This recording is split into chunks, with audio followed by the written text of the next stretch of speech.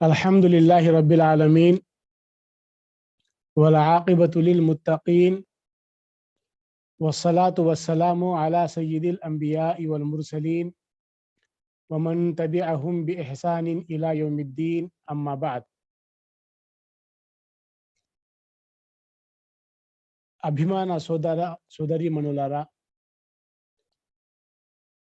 మీకందరికీ నా ఇస్లామీ అభివాదం. అస్సలాము అలైకుం వరహమతుల్లాహి వబరకాతు.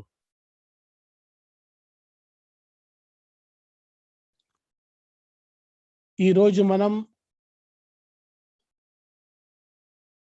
అస్మా బిన్తె అబీ బక్ర్ రదియల్లాహు అన్హుమా అంటే మొదటి ఖలీఫా ప్రవక్త గారి ప్రాణమిత్రులు అబూబకర్ సిద్దీక్ రదియల్లాహు అన్హా యొక్క కుమార్తె అస్మా రదియల్లాహు అన్హా గురించి కొన్ని విషయాలు తెలుసుకోబోతున్నాం.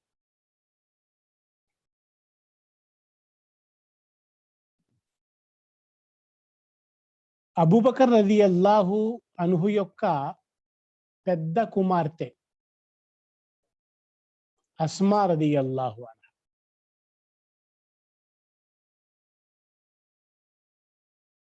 ఆవిడ రదియల్లాహు అన్హా దాదాపు 100 సంవత్సరాలు జీవించారు. వృద్ధాప్యంలో ఒక ప్రత్యేకమైన సందర్భంలో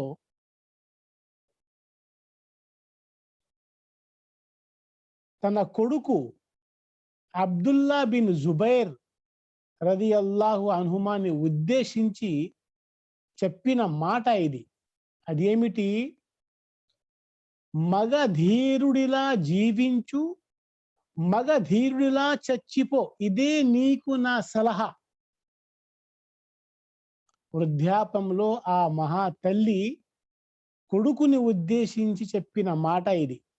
మగ ధీరుడిలా జీవించు, మగ ధీరుడిలా చచ్చిపో, ఇదే నీకు నా సలహా అని చెప్పిన మహా వనిత అస్మా రదియల్లాహు అన్హా.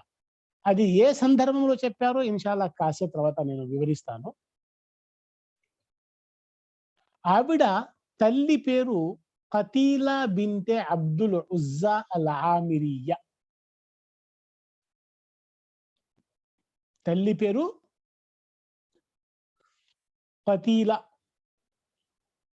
అస్మా రదియల్లాహు అన్హా యొక్క తల్లి ఖతీలా ఇస్లాం స్వీకరించలేదు, ముష్రికగానే ఉండిపోయారు. అంటే అస్మా రదియల్లాహు అన్హాకి తల్లి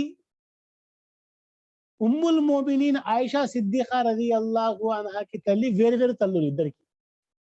తండ్రి అబూబకర్ రదియల్లాహు అన్హు, కాకపోతే అస్మాకి వేరే తల్లి, ఆయిషా రదియల్లాహు అన్హాకి వేరే తల్లి.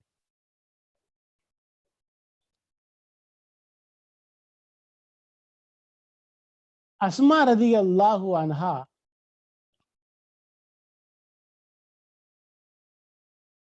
కున్నియత్ ఉమ్మె అబ్దుల్లా, కొడుకు పేరు మీద అబ్దుల్లా బిన్ జుబైర్ రదియల్లాహు అన్హుమా. కున్నియత్ ఉమ్మె అబ్దుల్లా.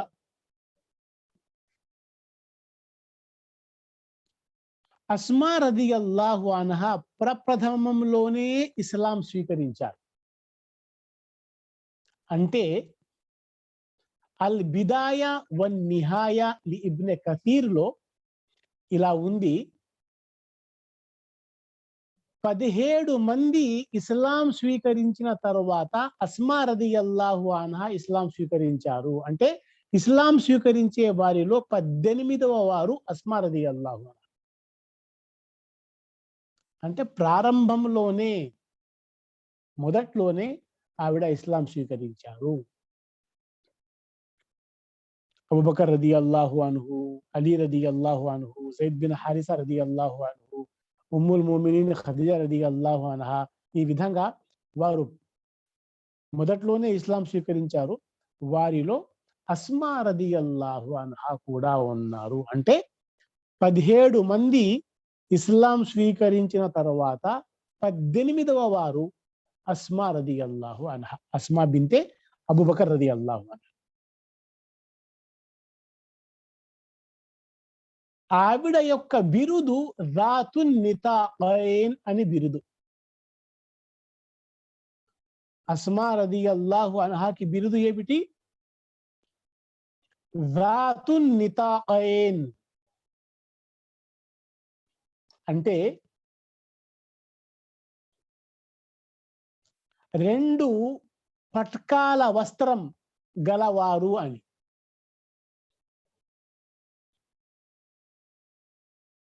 ఆ కాలంలో అరబ్ స్త్రీలు ఒక ప్రత్యేకమైన పట్కా వస్త్రం నడుముకు చుట్టుకునేవారు, కట్టుకునేవారు. దానిని అరబీలో నితాఖ్ అంటారు. ఒక పట్కా వస్త్రాన్ని నితాఖ్ అంటారు, రెండైతే నితాఖైన్ అంటారు. నడుముకు చుట్టుకునే 2 పట్కాల వస్త్రం గలది అని అర్థం దీనికి రాతు నితాఖైన్ అంటే. ఈ బిరుదు పెట్టింది మహాప్రవక్త ముహమ్మద్ సల్లల్లాహు అలైహి వసల్లం పెట్టారు హిజ్రత్ సమయంలో. అసలు ఈ బిరుదు ఏ సందర్భంలో దైవ ప్రవక్త ముహమ్మద్ సల్లల్లాహు అలైహి వసల్లం అస్మా గారిని ఇచ్చారు అనేది మనము తెలుసుకోవాలంటే క్లుప్తంగా మనం ఆ హిజ్రత్ సందర్భంలో జరిగిన ఒక విషయం మనం తెలుసుకోవాలి. అది మనందరికీ తెలిసిన విషయమే, కాకపోతే నేను కొంచెం దానిపైన నేను ఒక ఇషారాగా మాట్లాడతాను, ఇది చేస్తాను. ఎప్పుడైతే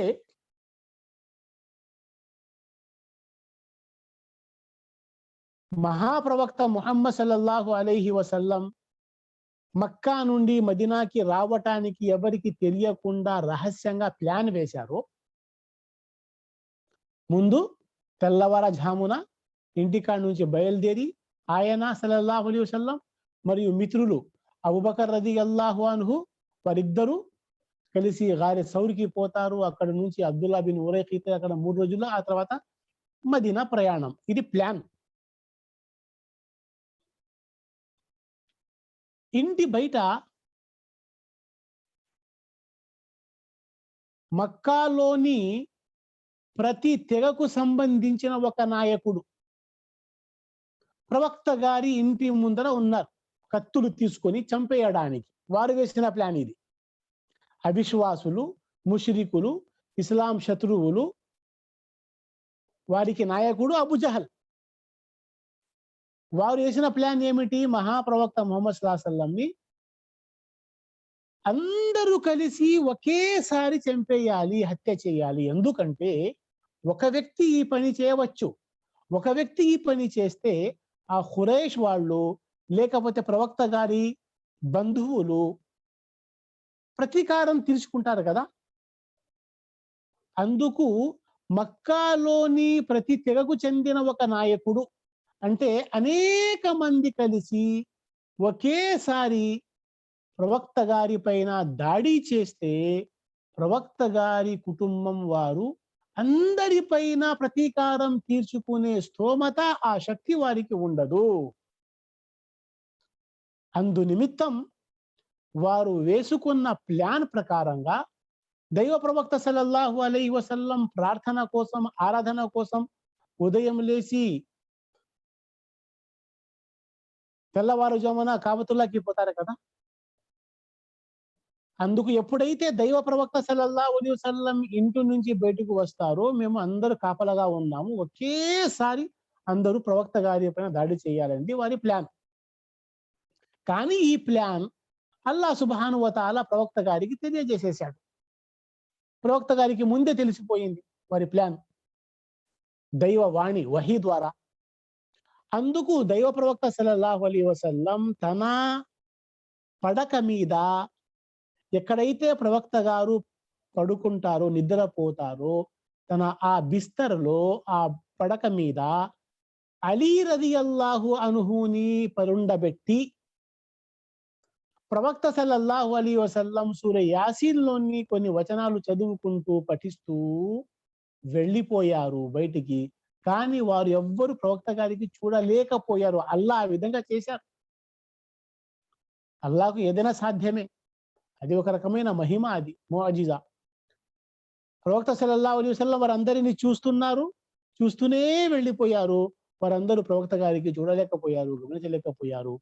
చివరికి సూర్యుడు కూడా ఉదయించాడు. ఇంకా ప్రవక్త గారు బయటికి రాలేదే, ప్రవక్త గారు బయటికి రాలేదే అని చెప్పి అప్పుడు లోపలికి పోయి చూస్తే ప్రవక్త గారు లేరు. ఆయన పడక మీద అలీ బిన్ అబీ తాలిబ్ రదియల్లాహు అన్హు ఉన్నారు. అడిగారు ఎక్కడ అని చెప్పి. నాకేం తెలుసండి ప్రవక్త గారు ఎక్కడికి పోయారో అని అలీ గారు చెప్పారు. అప్పుడు ఈ విషయం అబూజహల్‌కి తెలిస్తే కోపంతో అబూజహల్ రగిలిపోయి వెంటనే అతను అబూబకర్ సిద్దీక్ రలియల్లాహు అన్హు ఇంటికి పోయాడు. ఎందుకు తెలుసు కదా! అందరికీ తెలుసు అబూబకర్ రలియల్లాహు అన్హు ప్రవక్త గారికి ప్రాణమిత్రులని. బహుశా అక్కడ ఉంటారు అని అబూజహల్ అబూబకర్ ఇంటికి పోయాడు.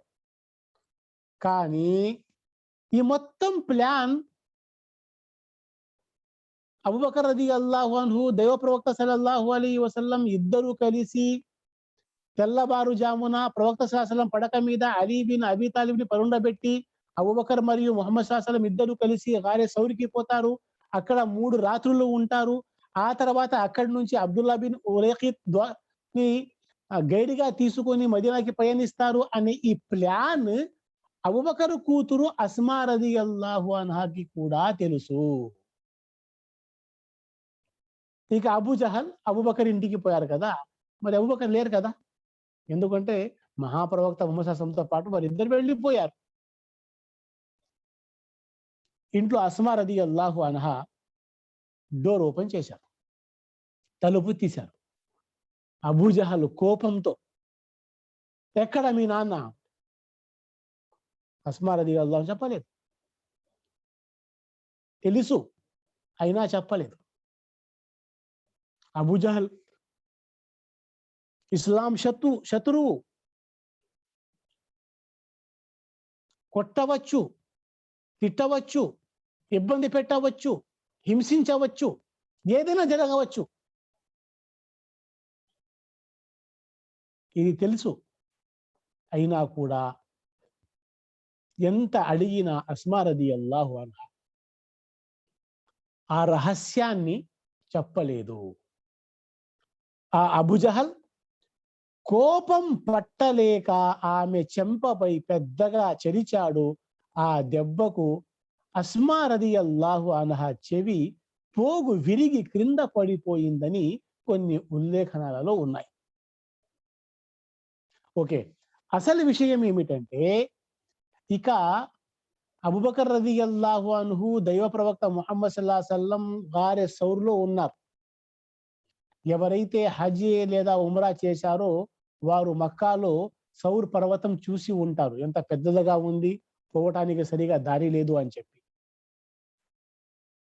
అంత పెద్ద పర్వతం ఆ గుహలో అస్మా రలియల్లాహు అన్హా 3 రాత్రులు ప్రవక్త గారు మరి అబూబకర్ గారికి భోజనం తీసుకొని పోయేవారు. భోజన సామగ్రి తీసుకొని వచ్చారు. వాటిని ఒంటెపై వేసి అసలు సంఘటన ఇది. అస్మా రలియల్లాహు అన్హాకి బిరుదు జాతున్ నితాఖైన్ ఎందుకు అనేది ఈ సంఘటన. దైవ ప్రవక్త సల్లల్లాహు అలైహి వసల్లం తండ్రి అబూబకర్ గారు గారె సౌర్‌లో ఉన్నారు. భోజన సామగ్రి తీసుకొని పోయారు అస్మా రలియల్లాహు అన్హా. వాటిని ఒంటెపై వేసి కట్టాలి కదా! మక్కా నుంచి ఎన్నో కిలోమీటర్ల దూరంలో గారె సౌర్ ఉంది. మళ్ళా అక్కడ దిగి మళ్ళా అక్కడి నుంచి పైకి పోవాలి. ఒంటెపై వేసి కట్టడానికి త్రాడును తీసుకోవటం మర్చిపోయారు అస్మా రలియల్లాహు. ఆ భోజన సామాగ్రి ఇక మక్కా నుంచి గారె సౌర్ నుంచి మదీనాకి వెళ్ళిపోతారు. వారికి ఇవ్వటానికి అది. కానీ ఆ ఒంటెపై వేసి కట్టడానికి త్రాడు మర్చిపోయి వచ్చారు ఇంట్లో అస్మా రదియల్లాహు అన్హా. అందుకు ఆవిడ ఏం చేశారంటే తెలివిని ఉపయోగించి నడుముకు చుట్టుకునే పట్కా వస్త్రం విప్పి, ఏ వస్త్రాన్ని బెల్ట్ లాగా నడుముకు చుట్టుకుంటారో అస్మా రదియల్లాహు అన్హా నడుముకు చుట్టుకునే పట్కా వస్త్రం విప్పి దాన్ని రెండుగా చించి ఒక ముక్కతో చెద్ది మూటను, రెండో ముక్కను తిరిగి తన నడుముకు చుట్టుకున్నారు. అంటే ఒక పట్కా వస్త్రాన్ని రెండు భాగాలుగా చేశారు. ఒకటి తమ కోసం వాడుకున్నారు, రెండొకటి చెద్ది మూటను కట్టారు. ఇది దైవ ప్రవక్త సల్లల్లాహు అలైహి వసల్లం గమనించి చూసి తెలివిని అప్పుడు ఈ బిరుదువిచ్చారు, దాతున్ నితాఖైన్, రెండు పట్కా వస్త్రాల గలది అస్మా రదియల్లాహు అన్హా. ఈ ఇమాముల్ అంబియా రహమతుల్లిల్ ఆలమీన్ నోట వచ్చిన బిరుదు ఇది అస్మా రదియల్లాహు అన్హా దాతున్ నితాఖైన్. అభిమాన సోదరులారా, నేను జాతున్ నితాఖైన్ బిరుదు ఎందుకు ఆవిడకు ఇవ్వబడింది అనే ఉద్దేశంతో ఈ సంఘటన మనం తెలుసుకున్నాము. కాకపోతే అస్మా రదియల్లాహు అన్హా యొక్క వివాహం జరిగింది జుబైర్ బిన్ అల్ అవ్వామ్ రదియల్లాహు అన్హు. అస్మా రదియల్లాహు అన్హా యొక్క భర్త ఎవరు? Zubair bin al అవ్వామ్. Zubair bin al అవ్వామ్ ఎవరో తెలుసా? ఆషర ముబషరలోని ఒకరు. ఒకే హదీసులో ఒకే సందర్భంలో దైవ ప్రవక్త సల్లల్లాహు అలైహి వసల్లం 10 మంది సహాబాలకి స్వర్గ శుభవార్త ఇచ్చారు కదా, వారిలో ఒకరు జుబైర్ బిన్ అల్ అవ్వామ్. దైవ ప్రవక్త సల్లల్లాహు అలైహి వసల్లం తమ జీవితంలో అనేక మందికి స్వర్గ శుభవార్త ఇచ్చారు. 10 మంది మాత్రమే కాదు, చాలా మంది ఉన్నారు. కాకపోతే అషర ముబషర అంటే స్వర్గ శుభవార్త ఇవ్వబడిన 10 మంది అన్నమాట. అంటే ఒకే హదీసులో ఒకే సందర్భంలో దైవ ప్రవక్త సల్లల్లాహు అలైహి వసల్లం అబూబకర్ ఫిల్ జన్నా, ఉమర్ ఫిల్ జన్నా, ఉస్మాన్ ఫిల్ జన్నా, అలీ ఫిల్ జన్నా, ఆ విధంగా జుబైర్ బిన్ అల్ అవ్వామ్ ఫిల్ జన్నా, ఒకే సందర్భంలో ఒకే హదీస్లో ఈ 10 పేర్లు చెప్పబడ్డాయి. అందుకు వారికి అషర ముబషర అంటారు. ఓకే, అషర ముబషరాకి చెందిన వారిలో జుబైర్ బిన్ అల్ అవ్వామ్ కూడా. అంటే అస్మా రదియల్లాహు అన్హా యొక్క భర్త జుబైర్ బిన్ అల్ అవ్వామ్ రదియల్లాహు అన్హు.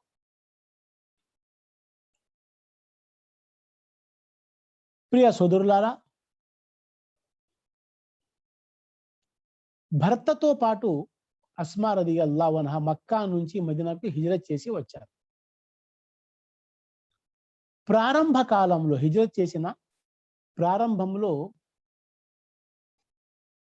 ఆర్థిక పరంగా చాలా బాధపడేవారు. అంటే పేదరికాన్ని అనుభవించారు. ఎటువంటి పేదరికం అంటే, ఒక సంఘటన నేను చెప్పదలిచాను, దాంతో మనకు అర్థమవుతుంది వారి స్థితి ఎలా ఉండిందో అనేది.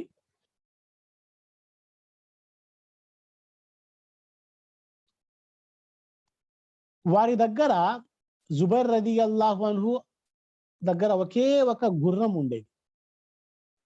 ఒక గుర్రం, ఒక ఒంటె.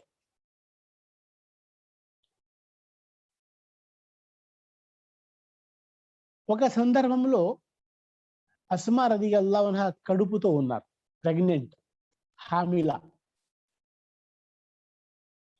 విపరీతమైన ఆకలి, ఇంట్లో భుజించడానికి ఏమీ లేదు. జుబైర్ రదియల్లాహు అన్హు ఇంట్లో లేరు, ఇంట్లో తినటానికి ఏమీ లేదు, బాగా ఆకలి వేస్తా ఉంది.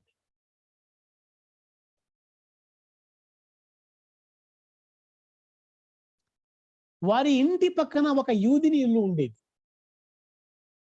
ఆ యూదిని ఇల్లు నుంచి మాంసాన్ని కాలుస్తున్నారు, ఆ వాసన వస్తా ఉంది. మాంసం కాలిస్తే వాసన వస్తుంది కదా, తప్పనిసరిగా వస్తుంది. ఆ వాసన పీల్చిన తరువాత అస్మా రదియల్లాహు అన్హా యొక్క ఆకలి మరింత పెరిగిపోయింది. కడుపు నిండా భోజనం చేసినా మనకు ఇష్టకరమైన రుచికరమైన వాసన వస్తే మళ్ళీ తినాలనిపిస్తుంది. ఇంకా ఆకలితో ఉన్న వారికి, పస్తులతో ఉన్న వారికి ఇష్టమైన రుచికరమైన ఆ వాసన వస్తే ఎలా ఉంటుంది? ఆ ఆకలి అనేది మరింత ఎన్నో రెట్లు పెరిగిపోతుంది కదా. మరి అస్మా రదియల్లాహు అన్హా ఓ పక్కన కడుపుతో ఉన్నారు. ఆ తర్వాత బాగా ఆకలితో ఉన్నారు. ఆ పైన పక్కింటి నుంచి మాంసము కాల్చే వాసన.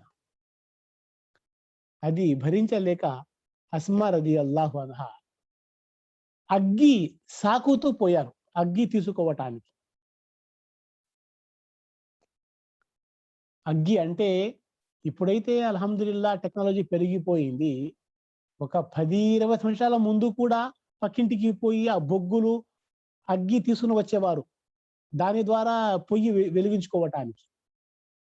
అస్మా రదియల్లాహు అన్హా అగ్గి సాకుతో, అగ్గి అవసరం లేదు.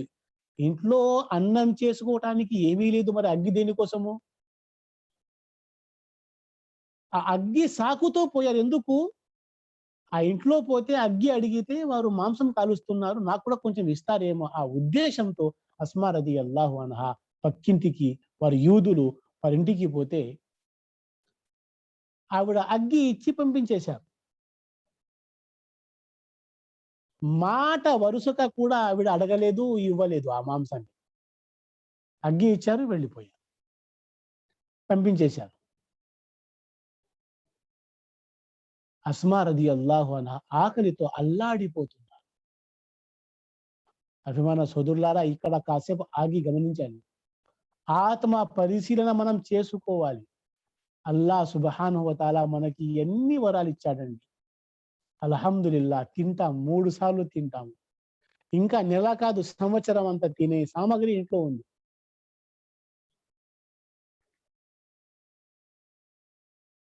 కాకపోతే ఆ హిజ్రత్ సమయంలో ఊరిని వదలటం ఏమిటి? హిజ్రత్ చేయటం ఏమిటి? ఎవ్వరు లేని చోట రావటం ఏమిటి? పస్తులు ఉండటం ఏమిటి? అయినా వారి విశ్వాసంలో తేడా వచ్చిందా? రాలేదు. ఇది నేను చెప్పే అసలు విషయం. అన్ని బాధలు వచ్చినా, అన్ని కష్టాలు వచ్చినా, ఎన్నో రోజులు పస్తులు, బాధలు, కష్టాలు, తిండి లేదు, సరిగా ఇల్లు లేదు, రకరకాల హింసలు భరించారు, యుద్ధాలు. అయినా కూడా వారికి వారి విశ్వాసంలో ఎటువంటి తేడా రాలేదు. అల్లా మనకు అనేక రకమైన వరాలు ఇచ్చాడు. బట్టలు ఉన్నాయి, ఇల్లు ఉంది, భార్య, పిల్లలు, ఉద్యోగము, అల్హమ్దులిల్లా. అయినా కూడా అప్పుడప్పుడు కొంచెం సమస్య వస్తే, బాధ వస్తే మన విశ్వాసంలో తేడా వచ్చేస్తుంది. ప్రాపంచిక కొంచెం లాభం కోసం మనము విశ్వాసాన్ని కేళ్ళెచ్చేస్తాం. అంటే ప్రాపంచం ముందు, ప్రాపంచిక లబ్ధి ముందు, ధనము ముందు, మన అవసరాలు ముందు, ఈమాను, విశ్వాసము, నమాజు, ఖురాను, అల్లా ఇది తర్వాత. మనం ఆత్మ పరిశీలన చేస్తే మనకు అర్థమవుతుంది. ఓకే, ఇప్పుడు నేను అసలు విషయం చెప్తున్నాను. అదేమి, ఆవిడ పక్కింటి ఆవిడ యూది యూదు ఆవిడ అగ్గి ఇచ్చి పంపించేసింది కదా. అస్మా రదియల్లాహు అన్హా ఇప్పుడు అల్లాడిపోతున్నారు. ముఖ్యంగా కడుపు ఉన్న వారికి ఏమైనా మనసులో ఆ కోరిక పుట్టే తినేయాలి అది. ఆ కాసేపు గంట, గంటన్నర, 2 గంటలు కాసేపు తర్వాత మళ్ళీ పోయారు. ఇంకో సాకుతో పోయారు. అప్పుడు కూడా ఆ ఆవిడ, ఆ యూద ఆవిడ ఏదో అడిగిన ఆ సాకుని పూర్తి చేసి పంపించేశారు. కానీ తింటావా, కొంచెం మాంసం తీసుకో, కొంచెం పెట్టనా అని అస్సలు చెప్పటం లేదు. అస్మా రదియల్లాహు అన్హా ఇక వచ్చేశారు. సాయంత్రం దాదాపు ఆ యూద ఆవిడ భర్త ఇంటికి వచ్చి అడిగాడు, ఈరోజు మా ఇంట్లో అగ్గిలో కాల్చే మాంసం ఉంది, కాకపోతే మా ఇంటికి ఎవరైనా వచ్చారా? ఆ పక్కింటి అరబ్ దేశం చెందిన ఆవిడ వచ్చారండి అంటే, అలాగైతే పిలిపించి కొంచెం మాంసం పెట్టు అని చెప్పాడు తను. ఆ యూదుని ఉద్దేశం ఏమిటి? దిష్టి తగులుతుందేమో అనే ఉద్దేశంతో అతను ఆ పని చేశాడు. చివరికి ఆవిడ అస్మా రదియల్లాహు అన్హా గారిని పిలిపించి కొంచెం మాంసం ఇచ్చారు. ఆ అస్మా రదియల్లాహు అన్హా దానిని వివరించారు. ఆ రుచి, ఆ ఆకలి, ఆ సంతోషం నేను చెప్పలేను అని. అభిమాన సోదరులారా, సారాంశం ఏమిటంటే ఆర్థికంగా అస్మా రదియల్లాహు అన్హా, జుబైర్ బిన్ అల్ అవ్వామ్ రదియల్లాహు అన్హా వారి స్థితి ఇలా ఉండింది. ఇంత పేదరికం ఉండింది ప్రారంభంలో మదీనాకు వచ్చాక. ఆ తర్వాత అబ్దుల్లా బిన్ జుబైర్ పుడతారు. డెలివరీ అయిన తర్వాత అబ్దుల్లా బిన్ జుబైర్ పుడతారు. హిజ్రత్ తర్వాత ముహాజిర్లలో పుట్టిన మొదటి బిడ్డ అబ్దుల్లా బిన్ జుబైర్ రదియల్లాహు. సహాబాలు మక్కా నుంచి మదీనాకి హిజ్రత్ చేసి వచ్చారు కదా. ముహాజిర్లలో పుట్టిన మొదటి బిడ్డ అబ్దుల్లా బిన్ జుబైర్ రదియల్లాహు అన్హు. అబ్దుల్లా బిన్ జుబైర్ రదియల్లాహు అన్హు పుట్టిన తర్వాత దైవ ప్రవక్త సల్లల్లాహు అలైహి వసల్లం తహనీక్ చేశారు. ఓకే. ఆ తర్వాత అస్మా రదియల్లాహు అన్హా యర్మూక్ పోరాటంలో కొడుకు అబ్దుల్లా భర్త జుబైర్‌తో పాటు పాల్గొన్నారు. అల్హమ్దులిల్లాహ్. చూడండి ఎటువంటి అదృష్టమో ఇది. ఒక పక్కన అదృష్టము, రెండో పక్కన వారి విశ్వాసం చూడండి. వారి త్యాగాలు చూడండి. ఒకే యుద్ధంలో భర్త ఉన్నాడు, అదే యుద్ధంలో కొడుకు ఉన్నాడు, అదే యుద్ధంలో ఆవిడ కూడా పాల్గొన్నారు. అస్మా రదియల్లాహు అన్హా తల్లి ముస్లిం కాదు అని తెలుసుకున్నాం కదా మేము. ఒకసారి ఆవిడ అడుగుతారు దైవ ప్రవక్తని, ఓ దైవ ప్రవక్త, అసిలు ఉమ్మి, నా తల్లి ముస్లిం కాదు కదా, మరి నేను శిలారహమి, బంధుత్వ సంబంధాలు, శిలారహమి మంచిగా మెలగటం నేను చేయవచ్చా చేయకూడదా? కాల నఅం సలి ఉమ్మిక్. దైవ ప్రవక్త సల్లల్లాహు అలైహి వసల్లం అన్నారు, సలి ఉమ్మక్. అవును, ఎవ్వరైనా సరే అమ్మ నాన్నలతో వర్తనగా మెలగాలి. బంధుత్వ సంబంధాలను పెంపొందించాలి. శిలారహమి చేయాలి. వారిని సేవ చేయాలి. ప్రేమగా చూడాలి. ఎవ్వరైనా సరే అమ్మ నాన్న. ఈ హదీస్ బుఖారీలో ఉంది. అందుకే దీనికి సంబంధించిన వాక్యం ఉంటుంది సూర ముంతహిన 28వ పారాలో. సూర ముంతహిన ఆయత్ నంబర్ 8లో ఉంటుంది. లా యన్హాకుముల్లాహు అనిల్ లదీన లం యుఖాతిలుకుం ఫిద్దీని వలం యఖ్రుజూకుం మిన్ దియారికుం అన్ తబర్రుహుం వలం యుఖ్రిజూకుం మిన్ దియారికుం అన్ తబర్రుహుం వతుఖ్సితు ఇలైహిం ఇన్నల్లాహ యుహిబ్బుల్ ముఖ్సితీన్. ధర్మం విషయంలో మీపై కాలు దూబకుండా, మిమ్మల్ని మీ ఇల్లు వాకిలి నుండి వెళ్ళగొట్టకుండా ఉన్న వారితో మీరు సద్వ్యవహారం చేయటాన్ని, వారికి న్యాయం చేయటాన్ని అల్లాహ్ ఎంత మాత్రం నిరోధించడు. పైగా అల్లాహ్ న్యాయం చేసేవారిని ప్రేమిస్తాడు. ఓకేనండి. అబ్దుల్లా బిన్ జుబైర్ రదియల్లాహు అన్హు పెద్దయిన తర్వాత చెప్పిన మాట ఏమిటంటే, నా తల్లి అస్మా, నా పిన్ని ఆయిషా రదియల్లాహు అన్హుమా కంటే ఎక్కువగా దాన ధర్మాలు చేసే వారిని నేను ఎవ్వరిని చూడలేదు అని అబ్దుల్లా బిన్ జుబైర్ అంటుండేవారని ఇమాం జహబీ రహమతుల్లాహి అలైహి తన గ్రంథం ఆలామున్ నుబలాలో వ్యాఖ్యానించారు. అంటే అబ్దుల్లా బిన్ జుబైర్ ఏమంటున్నారు, నా తల్లి అస్మా, నా పిన్ని అంటే నా అమ్మకు చెల్లెలు ఆయిషా రదియల్లాహు అన్హా కంటే ఎక్కువగా దాన ధర్మాలు చేసేవారు, సదఖా చేసేవారిని నేను మాత్రం చూడలేదు అని అబ్దుల్లా బిన్ జుబైర్ అంటున్నారు. ఈ ఉల్లేఖనం ఇమాం జహబీ గారి ఆలామున్ నుబలాలో ఉంది. ముఖ్యంగా ఆరోగ్యం బాగాలేకపోతే, అనారోగ్యానికి గురైనప్పుడు అస్మా రదియల్లాహు అన్హా తమ దగ్గర ఉన్న బానిసలను స్వేచ్ఛ విముక్తిని ప్రసాదించేవారు, ఆజాద్ చేసేవారు. అస్మా రదియల్లాహు అన్హా 58 హదీసులు ఉల్లేఖించారు. వాటిలో 13 హదీసులు బుఖారీ ముస్లింలో ఉన్నాయి, ముత్తఫకున్ అలైహి హదీసులు. 5 హదీసులు బుఖారీలో ఉన్నాయి, 4 హదీసులు ముస్లింలో ఉన్నాయి, మిగతా హదీసులు ఇతర హదీస్ గ్రంథాలలో ఉన్నాయి.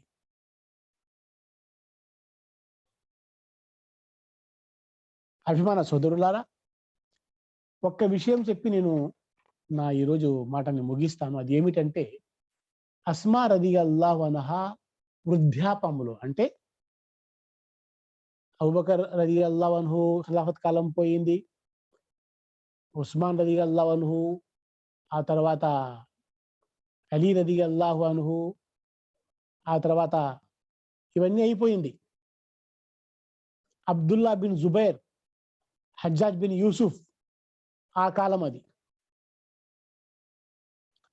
అప్పుడు అబ్దుల్లా బిన్ జుబైర్ కి హజ్జాజ్ బిన్ యూసుఫ్ మధ్య